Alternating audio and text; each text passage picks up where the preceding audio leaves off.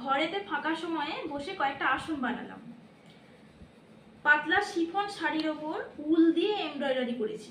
এগুলো আমার হাতের কাজ, ফোনে দেখেছি, দেখে শিখে এগুলো করেছি। ডিজাইনগুলো এঁকে নিয়ে তারপরে এমব্রয়ডারি করেছি। এটা চটের ওপরে উল দিয়ে করেছি।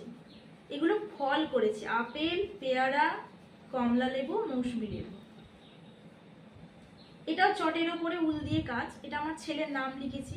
ছেলের নাম লিখে ছেলের জন্য আসনটা বানিয়েছি, প্রজাপতি আর ফুল দিয়েছি। এটাও ছেলের জন্য, ছেলের পছন্দের একটা পুতুল দিয়ে করেছি। ছেলের নাম লিখেছি আর একটা টেডি বিয়ার রেখেছি, প্রজাপতি, ফুল কয়েকটা দিয়ে ডিজাইন করেছি।